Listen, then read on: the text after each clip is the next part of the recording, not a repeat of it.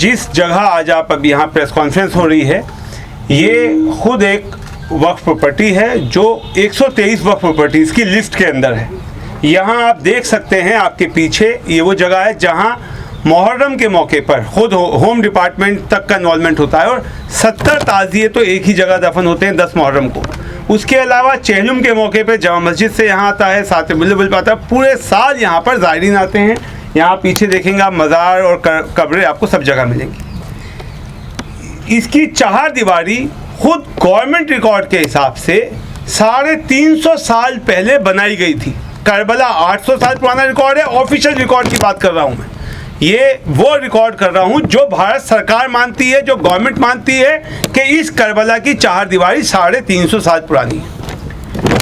इस जगह के लिए एक विश्व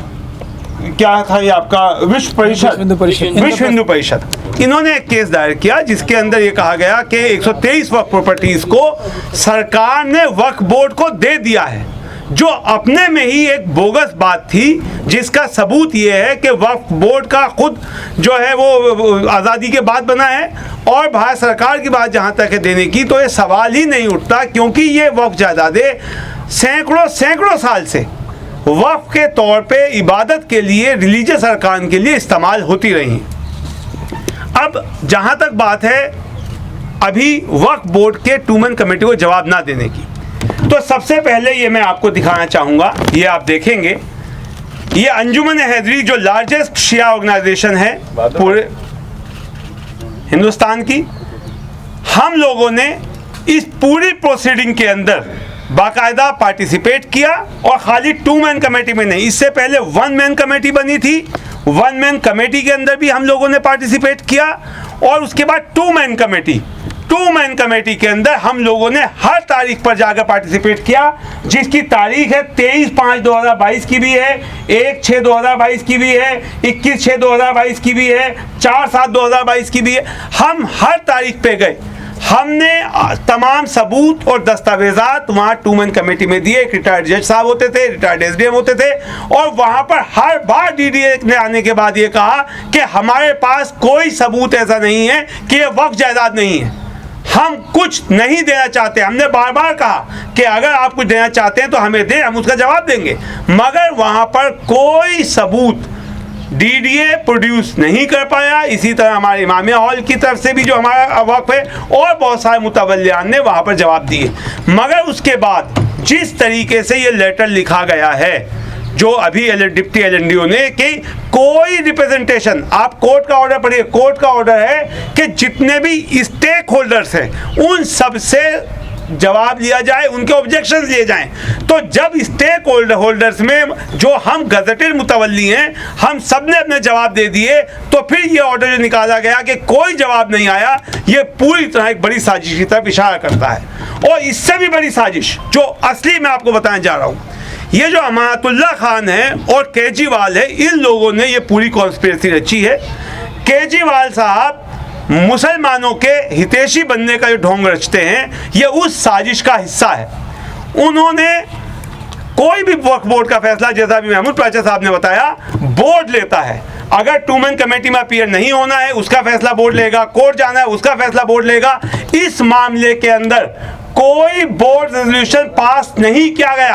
अरविंद केजरीवाल के घर पर बैठ के CM हाउस में ये फैसला हो रहा है कि हमें वहाँ अपीयर नहीं होना है, हमें उस पे कोर्ट में पेश नहीं होना है। तो इससे साफ साबित होता है कि वक्फ बोर्ड की तमाम धांधली, तमाम षड्यंत्र जो है खुद CM के आवाज़ पर बैठकर बनाए जा रहे हैं, और अमानतुल्लाह खान उनको एग्जीक्यूट करते हैं। और ये बात हम आज नहीं कह रहे हैं, आपको याद होगा उत्तर प्रदेश इलेक्शन के टाइम पर जब हमने सबूत जारी किए थे कि अमानतुल्लाह खान ने ये कहा था कि मुझे 500 करोड़ रुपया केजरीवाल साहब को देना है उत्तर प्रदेश इलेक्शन के लिए वक्फ बोर्ड से, इसलिए मेरी मजबूरी है, मैं वक्फ जायदादें बेच रहा हूँ। जिसके बाद हमने CM आवाज़ से लेकर सब जगह एहतजाज किए थे और सबूत दिए थे ले जाकर कि हम ये नहीं होने देंगे।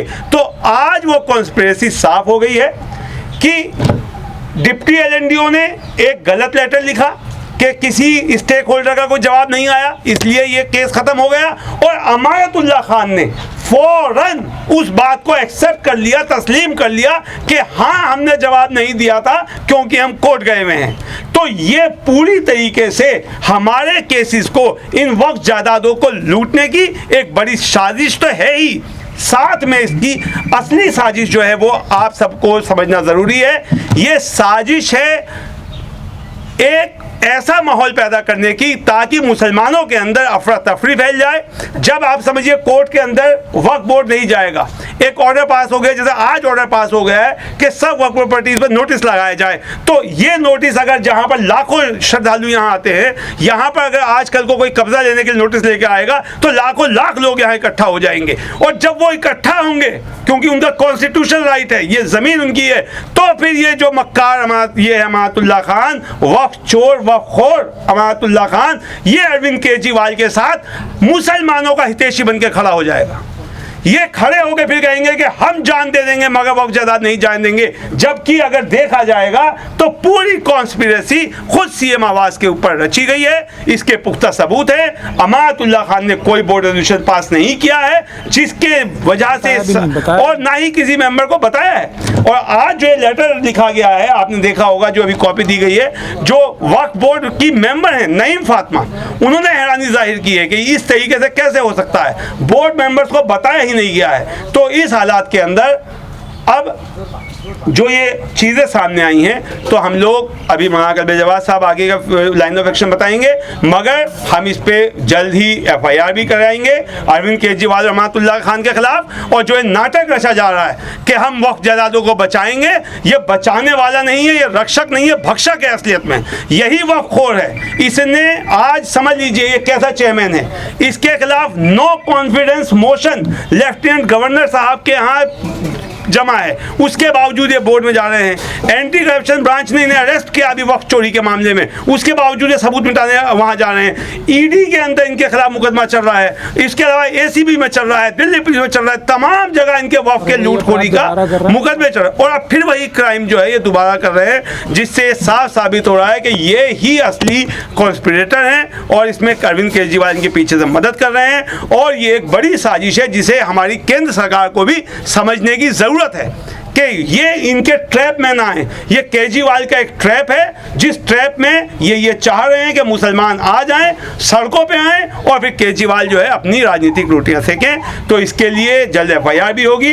और हम लोग यहाँ पर दरगाह शाह मर्दा, जहाँ हमारा हेड ऑफिस है, एक हेल्पलाइन सेंटर भी हम खोल रहे हैं। इस 123 प्रॉपर्टीज़ को लेकर जो भी हमारे मुतवल्लियान हैं, उन तमाम लोगों की हम पूरी तरह मदद भी करेंगे, क्योंकि वक्फ बोर्ड तो खुद इन वक्फ जायदादों को लुटवाने के लिए कॉन्स्पिरेसी रच रहा है, देश का माहौल खराब करना चाहता है। 123 वक्फ प्रॉपर्टीज का मामला ये है कि ये जो 123 वक्फ प्रॉपर्टीज हैं, इसके लिए एक विश्व हिंदू परिषद ने एक केस दायर किया था कि इसको वक्फ जायदाद ना माना जाए और इनको सरकार को वापस दे दिया जाए, जिसके लिए कोर्ट ने कहा था कि ये तमाम पुराने वक्फ हैं, मगर जो है एक गवर्नमेंट जो है एक ऐसी कमेटी बनाए जो तमाम स्टेक होल्डर्स की बात सुने, जिसके लिए 2 मैन कमेटी, पहले 1 मैन कमेटी बनी थी जिसमें हम लोगों ने पार्टिसिपेट किया था, फिर 2 मैन कमेटी बनी थी जिसमें हमने पार्टिसिपेट किया था।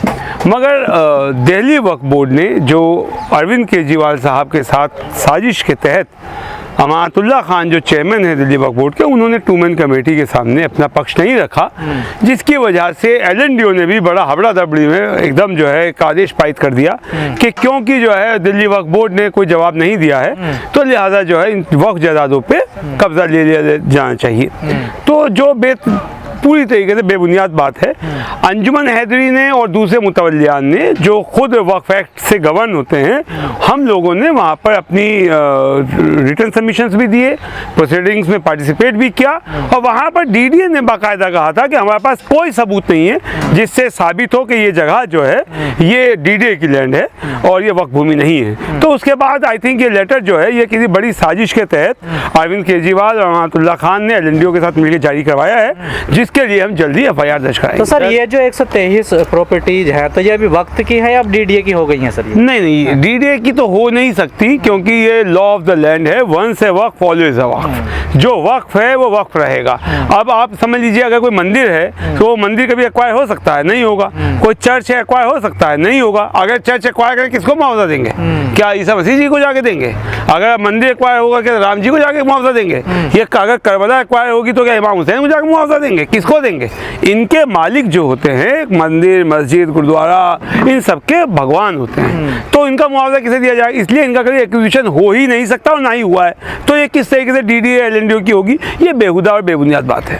पर अब्बास साहब, जिस तरह से ये एक प्रॉपर्टी का मामला है, इसको लेकर तमाम तंजीमें, स्पेशली आपकी तंजीम और सरकारें भी इस पर बात करने के लिए तैयार है, लेकिन जहाँ इंसानियत पर बात आती है, जहाँ पर वही अल्लाह को मानने वाले, जिसके आप बता रहे हैं कि ये उसका मालिक इस ज़मीन का जो है अल्लाह है, उसको मानने वाले लोगों की हत्याएं हो रही हैं, वो इंसानियत पर खतरा है, उस पर आप क्यों नहीं बोल रहे? आप देखिए राजस्थान में किस तरह से मार दिया गया। देखिए, मैंने आपको एक बात बताई है कि एक तो आज का एजेंडा जैसा आप पीछे देख रहे हैं कि सेव 123 होली उस पर बात हो रही है, वो बात ठीक है। और जहां तक आप बात कर रहे हैं मारने की, मॉब लिंचिंग की, इसके लिए हमारे देश के अंदर कानून है, कॉन्स्टिट्यूशन है, और उसके तहत सब जगह कार्रवाइयां हो रही हैं और सजाएं भी मिल रही हैं। ऐसा नहीं है, हो रही हैं बहुत, हर जगह। कोई आप कल जो एक केस की बात कर रहे हैं, उसमें FIR दर्ज हुई है, आप जाके चेक कीजिए। तो जब हमारे संविधान ने हमें एक राइट दिया हुआ है कि हम लीगल प्रोसीडिंग करें, तो सबको उस कानून के ऊपर पूरा यकीन रखना चाहिए। और हमें तो यकीन है, हमारे यहाँ तो जहाँ आप खड़े हैं, यहाँ पर बहुत बड़े लैंड माफिया का कब्जा था। 20 साल हमने मुकदमा लड़ा और 2019 में हमने जीत के जगह खाली करा ली। तो हम तो कानून के चलने वाले हैं, हम कानून से चलने की बात करेंगे। और अगर कहीं ऐसा हो रहा है तो हम ये कहेंगे उनको सख्त से सख्त कानूनी सजा मिलनी चाहिए और कानून अपना काम करे। कई लोग तो कहते हैं कॉन्स्टिट्यूशन ही बदल देना चाहिए देश में। देखिए सर, ऐसा है कि आप कहने के लिए कुछ भी कहें, मगर कोई ऐसा कह रहा है तो वो देश विरोधी बात कर रहा है, उसके ऊपर जो है कानूनी कार्रवाई होनी चाहिए।